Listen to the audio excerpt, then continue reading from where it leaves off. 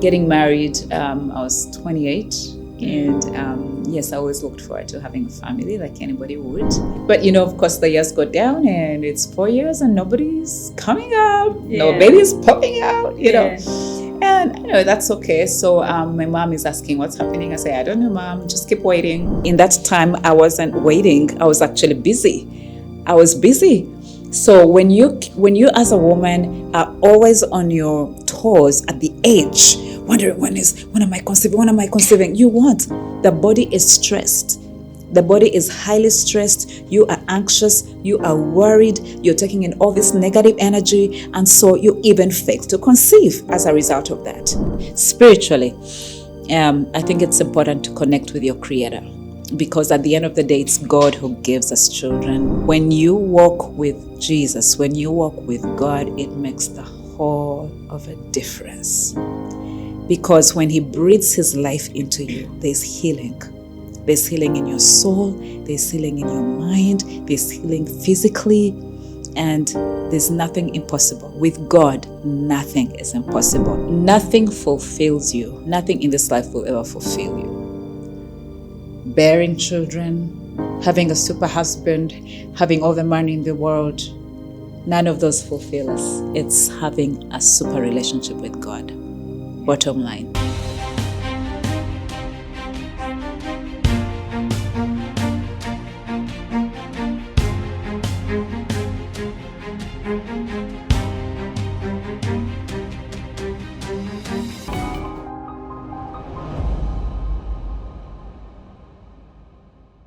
Hi guys, welcome to today's episode, which is actually a part 2 episode of a 3-part series where we are talking about waiting and adoption.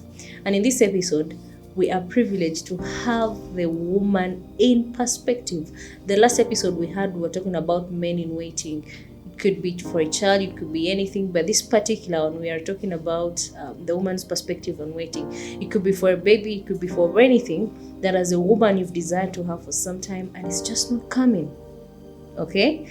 And we want to talk about how to deal with the pressures in that time, to deal with the stigma that sometimes comes with it, but also for you to have an understanding of sometimes what God's mind is in that waiting period.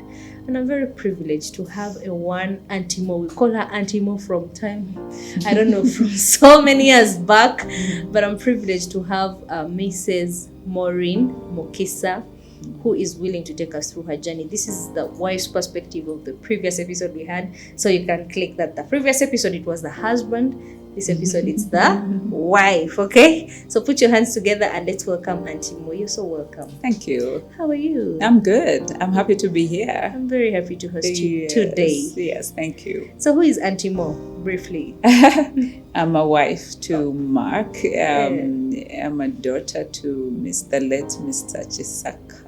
Okay. Yes, I'm number 8 out of 25 children. Really? Yes. Okay. That's you. And I'm a mother to, 5 and more. I always say 5+ because we've raised many. Yeah. Yes, and I'm a fitness wellness coach. Yeah. I help people along their journey of being healthy. Yeah. Spirit, soul, body, which we do so well together with Mark. Yeah. At our offices in Nalia.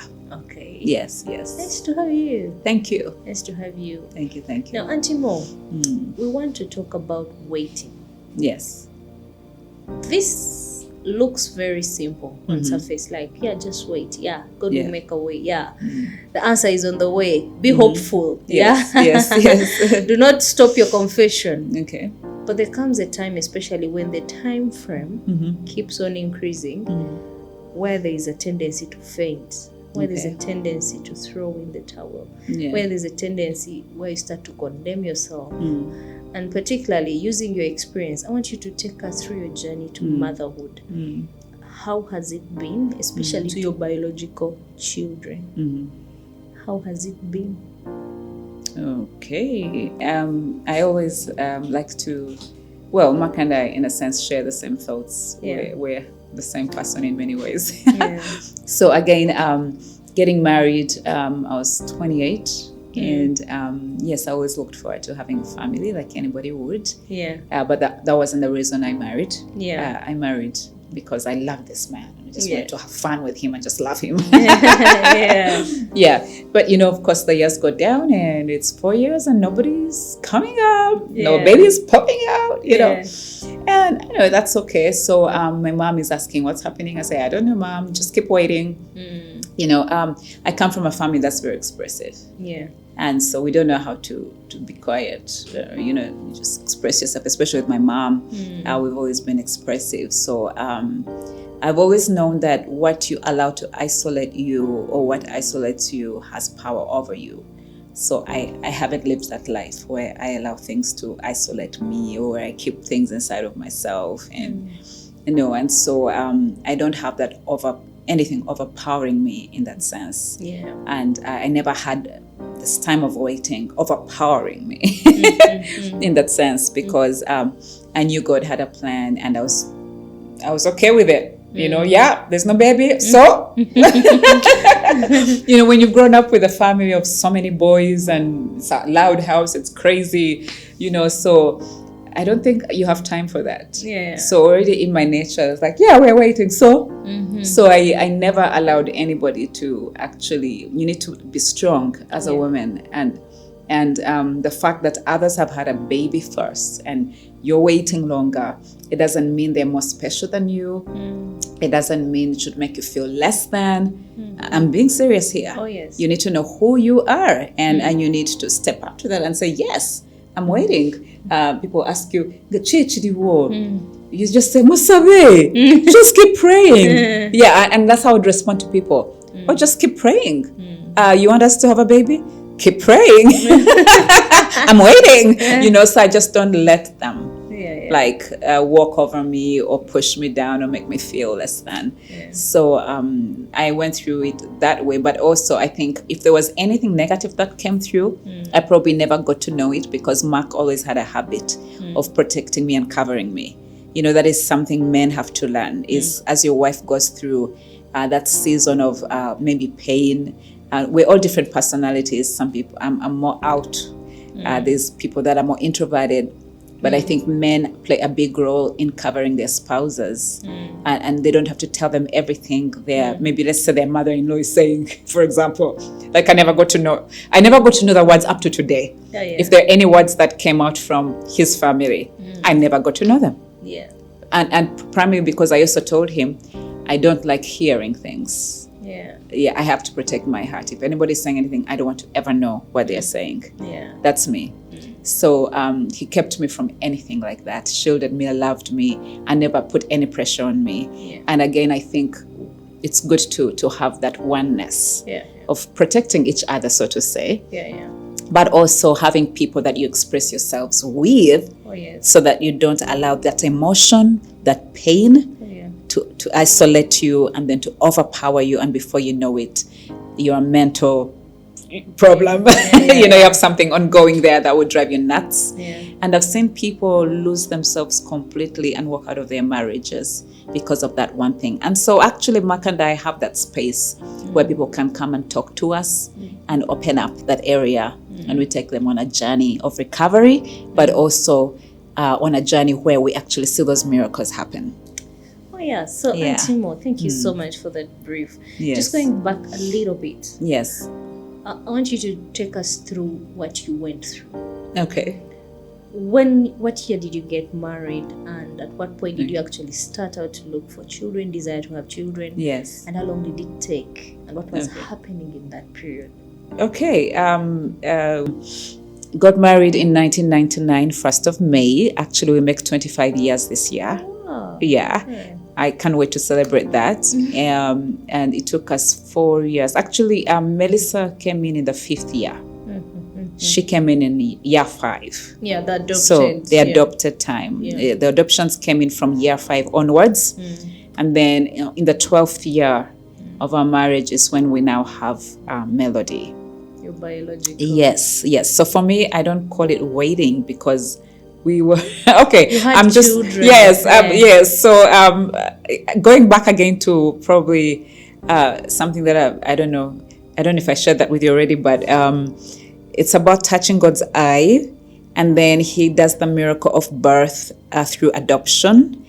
Just like as Christians, we are adopted by God. Yeah, it's a miracle. So in that time, I wasn't waiting. I was actually busy. I was busy. So when you as a woman are always on your toes at the edge, wondering when am I conceiving? You won't. The body is stressed. The body is highly stressed. You are anxious. You are worried. You're taking in all this negative energy. And so you even fail to conceive as a result of that. Because your body is stressed up. Yeah. So what did I do? I took care of everybody else. Melissa was there. Maxwell was there. Eddie was there. We raised other children. And we joyfully did it with all our hearts. And kept saying, one day. Yeah. And the children too were hopeful. Like I said, they were praying for our tummies. Oh, they were praying. They were praying for us. For me, they would lay hands on my stomach during, we have a culture that we must eat at the table. Yeah. That's our culture. We must eat at the table. We sit at the table. We have our meals. We chat out at the table, because it's at the table that you get to know how somebody feels, how their day was. And so then we pray at the end of the meal. So it's at the end of the meal that they lay hands. Several times they did this. And in their little minds, they had no idea what was happening. So at 40, I keep forgetting 40, 41, one of those. 40, 41. Yeah. Anyway, one of those. I start to feel sick. I'm just feeling sick. We usually would drive to Nambole and do our jogs. We drive around, and then I run with the kids. From the beginning, I've got them into fitness early. Yeah. So we'll jog and jog and jog. But this one particular day, my chest is a bit swollen. I am heavy. By that time you were 40 years. 40, yeah. 40 or 41. I keep forgetting which one it is. But I'm heavy. I ran 100 meters instead of my 10 kilometers around the pitch. I think, what's wrong with me? I can't even do 100 meters. Yeah. I'm heavy. What's up? My chest is heavy. So I told Mark, I'm not feeling okay. So I sit in the car and I watch everybody run. They're done. We go home. So we go to church the next day. And I told Mark, no, I have to go for a checkup at SAS Clinic, where I used to go opposite Watoto. Yeah. I'm not okay. I'm just not okay. Something is wrong with me. It's terribly wrong. And usually when I'm not feeling okay, I fuss over it, right? Yeah. Everybody has to come. I made a big fuss. And so they took me to SAS, did every test. I said, even my saliva, everything test. Dr. William then was like, Auntie Mo, you're too much. I'm like, everything test. You're spending for nothing. I said, no, test everything. But there's nothing wrong with you. So Dr. Williams suggests, you know what? Let me do a particular test. So I said, what? Pregnancy. I'm like, for what? Me? Like me? That's a big joke. It's like, okay, that's on me. I'm not going to let you pay for it. That's on me. I'm like, great, go for it. It's the only test we hadn't done. So he goes ahead and does the test. And he walks through the door saying, I'm the angel Gabriel. And I'm like, excuse me? He says, I'm the angel Gabriel. I'm here to make an announcement that thou shalt have child. I looked at him and I said, this is one big joke. Can you imagine the kids are praying? But I'm here saying this is one big joke. Like Sarah, I laughed. Oh, yeah. Abraham's wife. Yeah. I also laughed at that. It's a joke. I said, no, these are the results. I said, just repeat it. I said, no, this is a very good test. So now, the fears of 40, how does a 40-year-old woman carry a baby? How does a 40-year-old woman push a baby? Now fear overtook me instead of joy. That's what happened to me that day. Oh, yeah. And I couldn't even speak. I was like, oh no, I might even die. How am I going to go through this? It was very funny anyway. Oh, yeah. But eventually I also became the angel, whatever, to Mark, and I announced it. And you know how I announced it to him? Mm-hmm. It was crazy. I decided I'll announce it in the shopping mall. So we're going to Capital Shoppers Nakawa.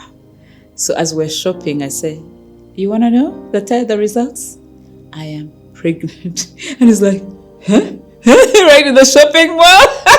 In the aisle. In between shelves. It was a funny moment. I can imagine. But exciting. Oh, yeah. Exciting, yeah. So, yeah. That is nice to hear. I mean, at 40, people have kind of like given up. Yes. They're like thinking about other things. They're like, child. Yeah.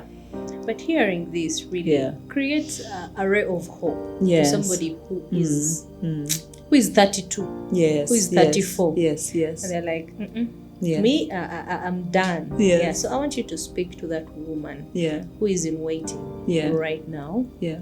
And they seem to also see that time has gone and there's just no child anywhere. Yes. So I want you to... Well, one of the things that I had to do, I'll look at all aspects as you're waiting, is body, soul, spirit. Okay. Body, let's start with the body. I physically still kept fit. I took care of myself. I didn't let that, I didn't let loose of that because of this frustration, which I didn't allow to take over. You know what I'm saying? So you don't allow that to become a frustration because you're waiting, whether it's for money or it's for a child, or you still take good care of yourself physically. You take care of your home. You do the things that you need to do so that life moves on at a normal pace. Okay. Yeah, just a small interjection there. Yeah. Before we go to spirit and soul. Yes. I want you to kind of put it clear. How does body affect, for example, childbearing? Taking care of your body. How is it connected to actually you giving birth? If you're stressed out and you're eating like crazy, some people go into what they call obesity. Obesity can become a big hindrance to conception. Yes, and it can become a big hindrance. And then you can also develop the pressure and everything else becomes so sick, and then your spouse may not want you. There's many things there. The intimacy moment is interrupted by you're not taking care of yourself, let's say. You don't even want to shower, you don't even want to look good. You eat everything. And it's not just about being big. Even some small people can be nasty, when it comes to taking care of their bodies. So it's not about size, but you just don't look after yourself. You don't eat well, you don't do anything. The house is anyhow just because you're mad, you're stressed out. So when I say body, it means you physically, but it also means your house, because the house is our palace as women. So the body for me would be this plus my house. So I have to create an environment that is relaxing for my spouse, so that when he comes in, he walks into his palace, and I'm inviting and he's inviting. So the love atmosphere must never be interrupted, must never be killed in that sense.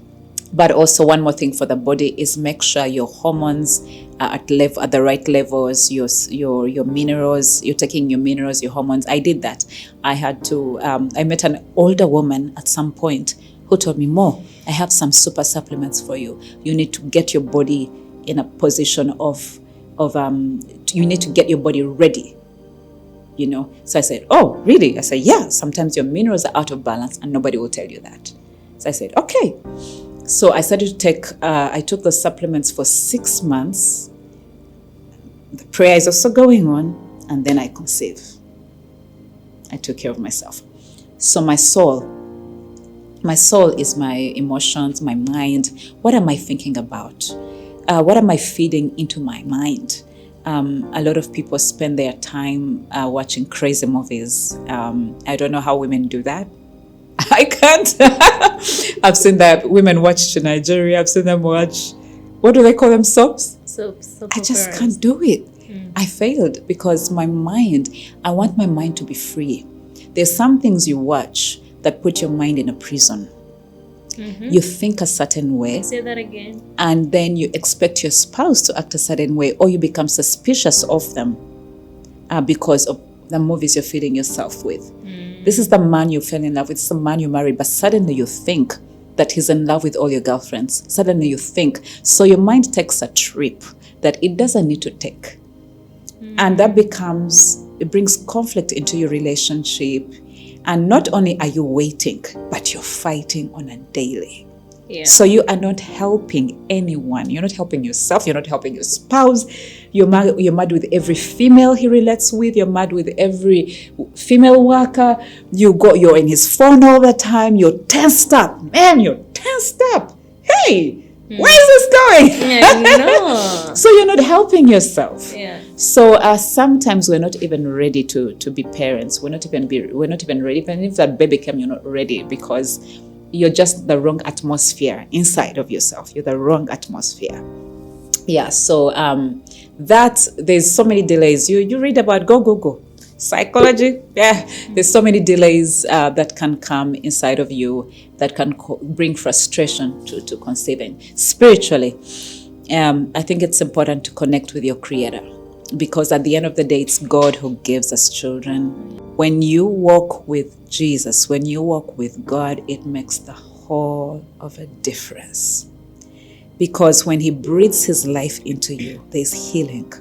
There's healing in your soul, there's healing in your mind, there's healing physically, and there's nothing impossible. With God, nothing is impossible. The bottom line here is, my dear, the bottom line is that the miracle comes from God.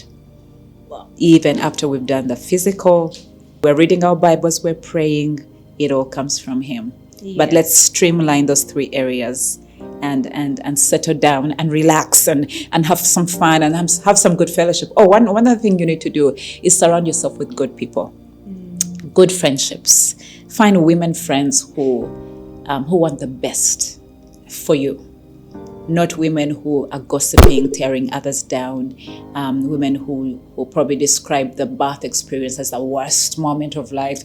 I mean, find some positive. There's women, honestly, who have nothing to say about childbearing that is positive, or about marriage that is positive. Oh, yes. Yes. So who are your friends? And I'll show you who you are. Yeah. So surround yourself with good female people. Again, I would like people to feel free to come and we take them on a journey of recovery. Oh yeah. Yes. Thank you. It's a very new discovery for me, especially with the body, the soul, and the spirit. Because many times you're like, pray, trust God. Yeah. But there's so much that is in your soul. Yes. That even if God was to open your womb, oh my God, there's so much that is still a limitation. I have seen women beat up. Oh yeah, I was at the market a week ago. Okay. You won't believe this. A 3-month-old baby. This lady is selling tomatoes and everything. She's trying to dress up this baby. Now mothers, again, if you could help your children wear clothes that open up here and not force something over their head at 3 months, force the little arm. So she was trying to force this outfit on this 3-month-old baby. So the baby screamed and she slapped. Now I'm talking about the condition of your soul. There you go. So she has so much anger, whatever happened in her life, driving it to this baby, forcing the outfit on, and then slapping a 3-month-old for crying, for goodness sake. Yes, you're hurting me. It's not fitting me, but you're pushing it on. That's a good example. It's followed by a slap. So some of us are cruel to our babies and really... State of your soul. It's the state of your soul. It's very important, I think, also in parenting. Yes. So now we want to talk about waiting in the sense of how was your journey to making a decision to adopt? Oh, okay. I think that was the easiest again because like I said, we were so many children from my father, but also my dad always brought children home who are not his. So the house was always full. So for me, I grew up knowing it's good to help. It's good to take on other children because I watched daddy do that all the time. Yeah. And I think that's part of the reason why as a family we're blessed, because we saw a good example. And each of us, my other siblings, I have siblings who also adopted. We're not the only ones. Oh. Yes. And so then being with Watoto and being involved in the children's program at that time with the Watoto homes, visiting the children and seeing Pastor Gary do what he did with the children, that was like, why not? Let's bless a child. Let's raise other children as we wait. That's a big thing for me. It was like literally obeying what the Bible calls true religion is to take care of the orphan and the widow. So let's take care of the orphans. Instead of sitting, do you know you could sit 10 to 20 years waiting for a child? And in those 20 years, you would have 5 grown children that you have raised. Very fulfilling. Oh, yeah. Instead of sitting and waiting. And maybe there's a purpose. Sometimes there's a purpose in waiting. God, hey, ask yourself, what's the purpose of my waiting season?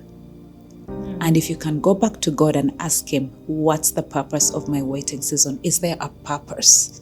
Let him answer that question, because your purpose could very well be that you needed to raise other children. And I still think and believe that, no, just imagine this, that if we conceived immediately after our honeymoon, probably I would never have met Melissa.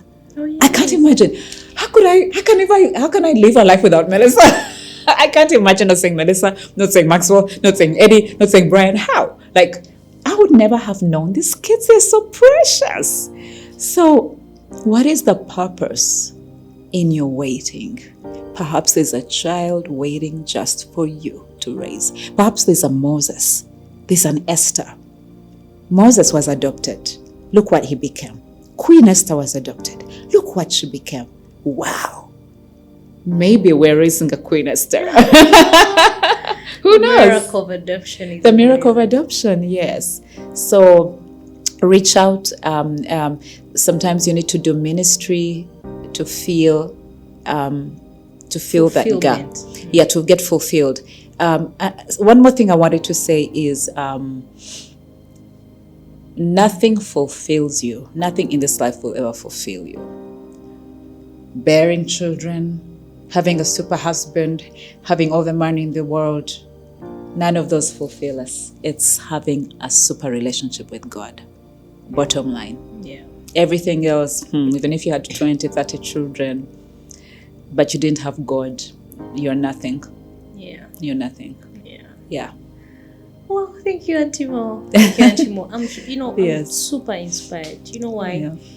Adoption is really usually not talked about that much, but also finding purpose in your waiting. In your waiting. That's key. Sometimes you can cry for something for years and years, and your hair is off your head. Yes. Because the thing is just not coming. Yes, exactly. And other people seem to be having it, and you feel you need to have it. Yet Yes. God is actually preparing you for something bigger. Yes, and you know why we don't hear that voice of the bigger you're talking about, is we're listening to all the noise. Oh yeah. All the negative noise from inside and all the negative noise from outside. The inside being that self-condemnation. Yes. Feeling inadequate. Yes. Feeling like maybe I was not meant for this. Exactly. Yeah. And then you think, maybe I'm one of those women who just will never, By the way, some people, their miracle comes from after they adopt. Then suddenly a miracle happens.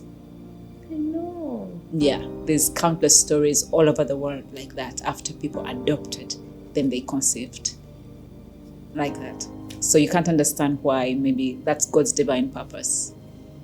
How else will these children be taken care of? No, I know. If we all choose to just take care of what we give birth to. Yeah. And I believe, and I think I also believe that all those children in those baby homes also have a purpose to grow enough. Can I say this? Why don't we start a campaign? I'm starting it right now to those who are listening. Oh, yes. If every home adopted one, every home in Uganda, Kenya, Tanzania, if you're listening, if each of you can adopt one child, we are changing the face of our nation, Uganda. You're changing the face of Kenya, Tanzania, America, whoever is listening. Just every individual adopt one, every family, because children need to come into families if it's possible. Even if you're single, it's fine. But every individual adopt one. And for the right purpose. People adopt for the wrong reasons. Oh. Yeah, some children are abused. It's happening. So it needs to be a healthy adoption. So if every family can adopt one child, man, Uganda will be a different place. We won't have the bitter young people we're having on our streets today. Oh, yeah. Yeah. I recently saw something on Twitter, I think yesterday. There's a journalist for a known TV station who posted a baby, I think on Boxing Day. Okay. The baby was dumped on the bypass. And the mother left a note. In Uganda? Yes. Oh my God. Yeah. And the mother left a note Mm-hmm. that my name is this. I love my baby. Please, when they grow up, let me find them. But I said, I cannot take this child. God. I don't have money. I don't have. So there are also that category of people who would rather throw children away because of lack. Yes. And maybe we should close with that. You Yes. could speak to somebody who feel they are not able to take care of their child, Yes. and they would rather throw them away. Yes. They would rather they don't live in a family setup. So kindly, maybe to that woman or man. Well, I know there are situations where a child must be given up. Yeah. But if you have to do that, let me say, please walk up to Sanyu Baby's home. If you have to do it, and Sanyu Baby's home gives you that option. They can keep your child for as long as you're unable, and then give the child back to you when you're able. Oh. Yes, they can. So please, other than throwing them away, actually, our office is open. Come to us if you can, and let's discuss it and see the best option for your child's placement. That would be a good thing for us to talk through, so that we're not leaving a child on the street. They might face abuse. They might be knocked. You leave them on the road. Yes. Night. Yes. So I know there's people that can do that. I mean, they just will do it whether it's happening all the time. But again, if you're there and you have to do that, please come. Again, isolation is wrong. Doing something in the dark or behind closed doors is wrong. Yeah, if you really love that child, come, let's talk about it. Perhaps you need support. Sometimes you can get support and you raise your child, because the best parent is always the mother. Yeah, so sometimes you may think you're unable, but sometimes all you need is guidance and help, and you'll still be able to raise your child. So I still think you can. So maybe you come and we have a talk. Come to any of us here. Sure. We have a talk and we see how to help. Yeah. Inspiring. I feel so inspired. I feel like it's actually possible. You know, Yes. the thing is that Yes. it's just a knowledge gap. But the thing is, it's never about maybe the cost of taking care of a child. Because the truth is that we spend money on lots of things. Yeah. And taking care of a child would not even take a quarter of it. You see, so thank you. It's a very good exposure. It's very good to know that adoption should be actually considered. I'm so inspired, and I hope everybody that has watched today could consider at one point taking up one more child, even if the child is not for you. That is how we constantly impact lives. And even as believers, we believe in impact, we believe in reaching out, Yes. we believe in having the love of Jesus Christ shared to other people. But imagine you bring this person and they experience it firsthand in your home. Yes. You impact them as your own. You Yes. see them grow to the people that God has created them to be. I Right. feel like that is so fulfilling. Amen. So thank you so Welcome. much for sharing. Welcome. I don't know if you have any final remarks. Is it okay if I talk about what we do Okay, please. that can help? please. We have a 10 course unit Okay. that Mark put together actually, and we know that as couples do go through different challenges at different stages of their marriages. Oh yes. And whether you're 10 years married or 2 years married or 20 years married, we've so far worked with 4 couples that are between 10 and 25 years. And we also have one of 5 years, and we've helped them, couples that were almost on the verge, some were on the verge of divorce, others are simply conflict. Sometimes you're going through a midlife crisis and you have no idea. It's called midlife crisis. That's why there are many divorces between 40 and 50.